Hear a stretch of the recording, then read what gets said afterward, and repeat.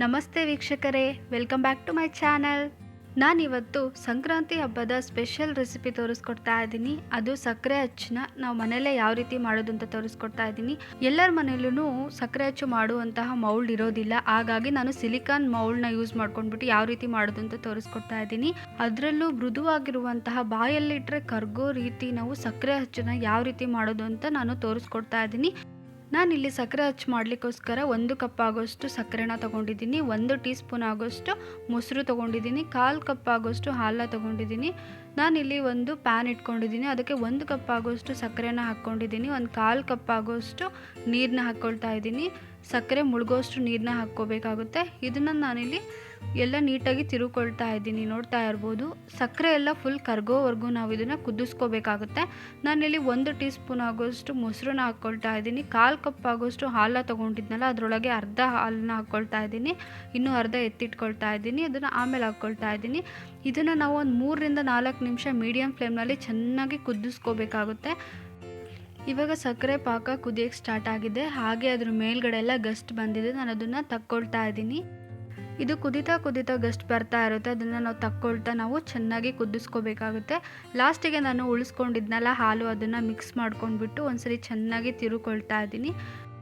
ಇವಾಗ ಮತ್ತೆ ಗಸ್ಟ್ ಬಂದಿದೆ, ನಾನು ಒಂದು ಸೈಡು ತೆಗೆದಿಟ್ಕೊಳ್ತಾ ಇದ್ದೀನಿ. ಈ ಗಸ್ಟ್ ತೆಗಿಯೋದ್ರಿಂದ ಏನಾಗುತ್ತೆ ಅಂದರೆ ನಾವು ಮಾಡೋವಂತಹ ಸಕ್ಕರೆ ಅಚ್ಚು ತುಂಬ ಮೃದುವಾಗಿ ಬರುತ್ತೆ, ಬಾಯಲ್ಲಿಟ್ಟರೆ ಕರ್ಗೋಗುತ್ತೆ ಮತ್ತು ತಿನ್ನೋಕ್ಕೂ ತುಂಬ ಚೆನ್ನಾಗಿರುತ್ತೆ. ನಾನಿಲ್ಲಿ ಸ್ಟವ್ನ ಆಫ್ ಮಾಡ್ಕೊಳ್ತಾ ಇದ್ದೀನಿ. ನಾನಿಲ್ಲಿ ಫಿಲ್ಟ್ರ್ ಸಹಾಯದಿಂದ ನಾನಿಲ್ಲಿ ಸೋಸ್ಕೊಳ್ತಾ ಇದ್ದೀನಿ. ನಿಮ್ಮ ಮನೇಲಿ ಬಟ್ಟೆ ಏನಾದರೂ ಇದ್ದರೆ ಕಾಟನ್ ಬಟ್ಟೆ, ಅದರಲ್ಲೂ ಸಹ ಫಿಲ್ಟ್ರ್ ಮಾಡ್ಕೋಬೋದು.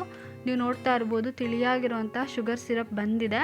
ನಾನಿವಾಗ ಮತ್ತೆ ಒಂದು ಪಾತ್ರೆ ಇಟ್ಕೊಂಡ್ಬಿಟ್ಟು ನಾವು ಸೋಸ್ಕೊಂಡಿರುವಂಥ ಶುಗರ್ ಸಿರಪ್ನ ಮತ್ತೆ ಹಾಕ್ಕೊಳ್ತಾ ಇದ್ದೀನಿ. ಇದನ್ನು ಒಂದು 2 ರಿಂದ 3 ನಿಮಿಷ ಚೆನ್ನಾಗಿ ಕುದಿಸ್ಕೋಬೇಕಾಗುತ್ತೆ. ಸಂಕ್ರಾಂತಿ ಹಬ್ಬಕ್ಕೆ ಸ್ಪೆಷಲ್ ರೆಸಿಪಿ ಅಂತ ಹೇಳ್ಬೋದು, ತುಂಬ ರುಚಿಯಾಗಿರುತ್ತೆ. ಎಳ್ಳು ಬೆಲ್ಲದ ಜೊತೆ ನಾವು ತಿನ್ಬೋದು.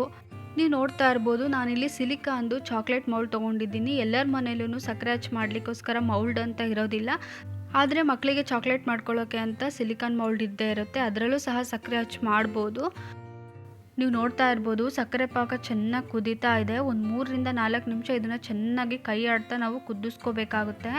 ಇದು ಸ್ವಲ್ಪ ಸಕ್ಕರೆ ಪಾಕ ಗಟ್ಟಿ ಆಗ್ತಾ ಬರ್ತಾ ಇರುತ್ತೆ, ಆವಾಗ ನಮ್ಗೆ ಆಗಿದೆ ಅಂತ ಗೊತ್ತಾಗುತ್ತೆ. ಹಾಗೆ ಬೆಳ್ಳಗೆ ಬರ್ತಾ ಇದೆ, ನೋಡ್ಬೋದು ನೀವು, ಗಟ್ಟಿ ಆಗ್ತಾ ಇದೆ ಹಾಗೂ ಬೆಳ್ಳು ಕಾಣ್ತಿದೆ ಅಲ್ವಾ. ಇದು ಕರೆಕ್ಟಾಗಿ ಆಗಿದೆ ಅಂತ ನಾನು ಈ ಸ್ಟವ್ನ ಆಫ್ ಮಾಡ್ಕೊಳ್ತಾ ಇದ್ದೀನಿ. ಒಂದು ಕಡೆ ಎತ್ತಿಟ್ಕೊಳ್ತಾ ಇದ್ದೀನಿ. ಎತ್ತಿಟ್ಕೊಂಡ ನಂತರ ಇವಾಗಲೂ ಸಹ ಒಂದು 2 ರಿಂದ 3 ನಿಮಿಷ ಅಲ್ಲ, ಜಸ್ಟ್ ಸೆಕೆಂಡಲ್ಲಿಗೆ ಅದು ಗಟ್ಟಿ ಆಗಿಬಿಡುತ್ತೆ. ಸ್ವಲ್ಪ ಸಕ್ಕರೆ ಪಾಕ ನೀರಾಗಿದೆ, ಸ್ವಲ್ಪ ಟೈಮ್ ತೊಗೊಳುತ್ತೆ. ಸ್ವಲ್ಪ ಗಟ್ಟಿ ಇತ್ತು ಅಂದರೆ ಚೆನ್ನಾಗಿ ಮಿಕ್ಸ್ ಮಾಡ್ತಾ ಇದ್ದಂಗ್ಲೇ ನೋಡಿ ಹನಿ ಶೇಪಲ್ಲಿ ಬರ್ತಿದೆ, ಜೇನುತುಪ್ಪದ ಥರ ಬರುತ್ತೆ. ಮೌಲ್ಡಿಗೆ ಹಾಕ್ಕೊಳ್ಳೋಕ್ಕೆ ಇದು ಪರ್ಫೆಕ್ಟ್ ಕನ್ಸಿಸ್ಟೆನ್ಸಿ ಅಂತ ಹೇಳ್ಬೋದು.